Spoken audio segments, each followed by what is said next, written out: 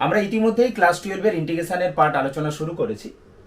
তো সেখানে আমরা অনির্দিষ্ট সমাকলনের যে চ্যাপ্টার ছিল সেটা শেষ করেছি। এখন আমরা তার পরবর্তী যে পরিবর্ত পদ্ধতি বা মেথড অফ সাবস্টিটিউশন রয়েছে সেটা আমরা জানবো বা সেটাই এখন আলোচনা করব।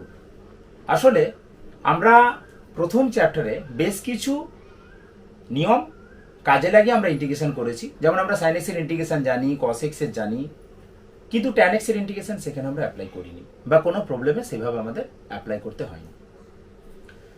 বা x টু দি পাওয়ার 10 এর ইন্টিগ্রেশন করেছি, কিন্তু আমি যদি চাই যে 2x প্লাস 5 এর হোল টু দি পাওয়ার 100, আমরা x টু দি পাওয়ার 10 এর ইন্টিগ্রেশন জানি যে x to the power 11 by 11 plus c, কিন্তু আমি যদি পেতে চাই যে 2x প্লাস 5 এর whole to the power 100 dx, এটা কি হবে? তো সেজন্যই আমাদের এই পরিবর্ত পদ্ধতি আমরা শিখব। এই পরিবর্ত পদ্ধতিতে আমরা কি করব না, আমরা একটা সুইটেবল বা নিজেদের পছন্দ মতো নতুন একটা চলরাশি ধরে নেব এবং সেই চলরাশি ধরে নেওয়ার ফলে আমাদের পুরো ইন্টিগ্রেশনটা কি হবে, প্রথম চ্যাপ্টারে যে সমস্ত নিয়মগুলো জানি সেই নিয়মের মধ্যে চলে আসবে এবং খুব সহজে আমরা ইন্টিগ্রেশনটা করে নিতে পারব। আমি উদাহরণ হিসাবে এটা দিয়ে শুরু করছি যে 2x প্লাস 5 এর হোল টু দি পাওয়ার 100টা কত হবে। তো আমি এই 2x প্লাস 5 কে যদি z ধরে নেই, তো আমি এই 2x প্লাস 5 কে আমি z ধরে নিলাম।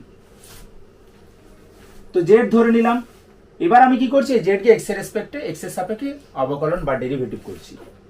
তো dz বাই dx হিসাবে আমরা কি পাবো না, dz বাই dx সমান এদিকে 2x এর ডেরিভেটিভ 2 আর 5 এর ডেরিভেটিভ 0 অর্থাৎ 2 পাচ্ছি।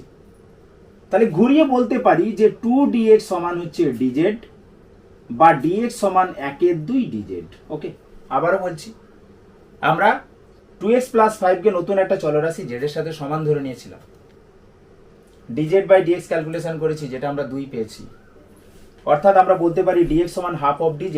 তো এই যে dx ছিল এই জায়গায় আমরা লিখব হাফ অফ dz, আর 2x প্লাস 5 যেটা আমরা ধরে নিয়েছিলাম z, তাহলে সেটাকে লিখব z টু দি পাওয়ার 100।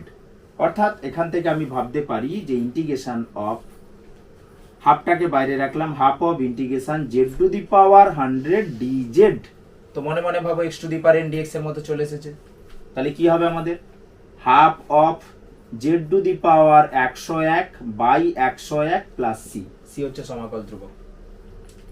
তো আমার ইন্টিগ্রেশনটা ছিল x দিয়ে, আমি z নিয়ে এসেছি, তো আমাকে পরিবর্তন করতে হবে z এর মানটাকে x এ। তাহলে আমরা কি পাচ্ছি, 101 কে 2 দিয়ে গুণ করলে 202, তাহলে 1 by 202 z to the power অর্থাৎ 2x প্লাস 5 তার whole to the power 101 plus c। তো এটাই কিন্তু আমরা পেয়ে যাব। তো আমাদের 2x প্লাস 5 এর whole to the power 100 dx তার ইন্টিগ্রেশন আমরা এইভাবে করতে পারলাম নতুন একটা চলরাশি নিয়ে আসার মাধ্যমে, অর্থাৎ একের পরিবর্তে অপর চলরাশি নিয়ে আসার মাধ্যমে। এটাকে আমরা বলছি পরিবর্ত পদ্ধতি বা মেথড অফ সাবস্টিটিউশন। আমরা এর আগে যেমন বললাম যে tan x এর ইন্টিগ্রেশন আমরা জানি না, আমরা যদি tan x এর ইন্টিগ্রেশন করতে চাই, অর্থাৎ integration of tan x dx, তো tan x কে আমরা এইভাবে ভাবতে পারি যে sin x by cos x dx। তো এরপর আমরা কি করছি, আমরা ধরে নিচ্ছি যে cos x সমান z। তো ঠিক আগের মতোই যে z কে x এর রেসপেক্টে ডেরিভেটিভ করব, সাপেক্ষে ডেরিভেটিভ করব, কিংবা বাম দিকটা আমার x এর অপেক্ষক রয়েছে, ডান দিক z এর, তো x কে x এর রেসপেক্টে, z কে z এর রেসপেক্টে, কিংবা তোমরা এইভাবে ভাবতে পারো যে sin x equal to dz by dx। যেভাবে ভাববে সেটাই হবে।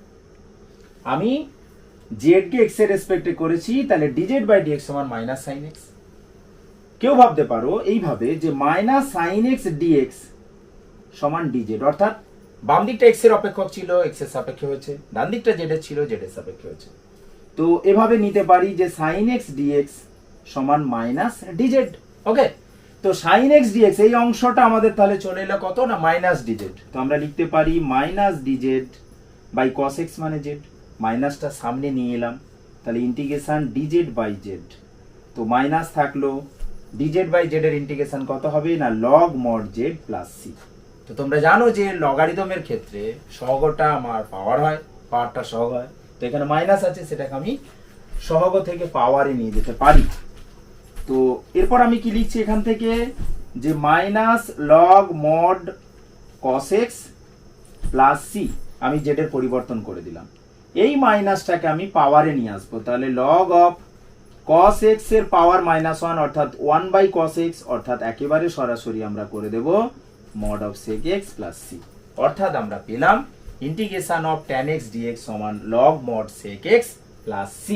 তো কি পাবো আমরা ফর্মুলাটা একবার লিখে রেখে দিচ্ছি এখানে, যে integration of tan x dx equal to log mod sec x plus c।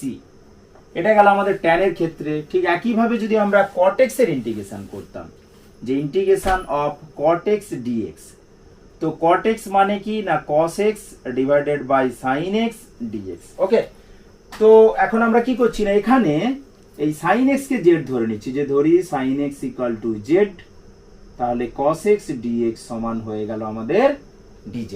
ওকে, তো cos x dx সমান dz হলো, তাহলে এই জায়গাটাতে আমি লিখতে পারি dz, তাহলে dz, আর sin x কে z ধরেছি, তো নিচে z অর্থাৎ log mod z plus c। তো z কাকে ধরেছিলাম, sin x কে ধরেছিলাম, তাহলে লিখতে পারি log mod sin x plus c। তো আমরা নতুন ভাবে cot x এর জন্য আমরা ফর্মুলা পেলাম integration of cot x dx সমান log mod sin x plus c।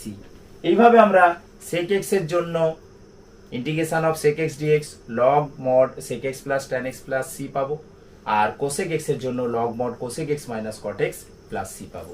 তো এই চারখানা ফর্মুলা কিন্তু আমাদের এই পরিবর্তন পদ্ধতিতে নতুন করে জানতে হবে, অর্থাৎ আগের যে সমস্ত ফর্মুলাগুলো ছিল সেটা তো আছেই, তার সাথে এই চারখানা কিন্তু আমাদের ইনক্লুড হবে। আমি দু একটা প্রবলেম তোমাদের আরো দেখিয়ে দিচ্ছি। ধরো আমার রয়েছে integration of sin of 2x plus 3 dx। তো আমি কিভাবে ইন্টিগ্রেশন করব, আমরা sin x এ জানি মাইনাস cos x হয়, তো এখানে কি করব, আমরা ধরে নিচ্ছি যে 2x plus 3 equal to z, তাহলে কি হবে 2dx ইকুয়াল টু dz। আর যদি কারো বুঝতে সমস্যা হয় তাহলে সে dz বাই dx বের করার পর এই মানটা পাবে, তাহলে কি পাচ্ছি dx সমান 1/2 dz। ওকে, তো বসিয়ে দেব, এই dx এর জায়গা বসাবো 1/2 dz, তাহলে 1/2 dz, 1/2টা আমি সামনেও রাখতে পারি আমার সুবিধা মতো। আর রয়েছে আমার sin অফ 2x plus 3, যেটাকে আমি z ধরে নিয়েছিলাম, তাহলে sin z dz, তাহলে হাফ আমার বাইরে থাকলো, sin z এর ইন্টিগ্রেশন কত মাইনাস cos z, তাহলে minus cos z plus c। এবার আমার z আছে, x এ পরিবর্তন করতে হবে, তো আমার যেহেতু ইন্টিগ্রেশনটা x দিয়ে ছিল শুরু থেকে, তাহলে minus half of cos of z এর জায়গায় বসিয়ে দিচ্ছি 2x plus 3 plus c। তো এইভাবে আমাদের ইন্টিগ্রেশন হয়ে যাবে। তো এইভাবে আমরা পরিবর্তন পদ্ধতির সমস্ত প্রবলেমগুলো করতে পারি। আমরা মোটামুটি ভাবে যে সৌরেন্দ্রনাথ দের বইতে যে প্রবলেমগুলো রয়েছে, আমরা এর পরের পার্টে এক এক করে সমস্ত প্রবলেমগুলো আলোচনা করব। ওকে, তো এখন আপাতত এটুকুই। Thanks for watching.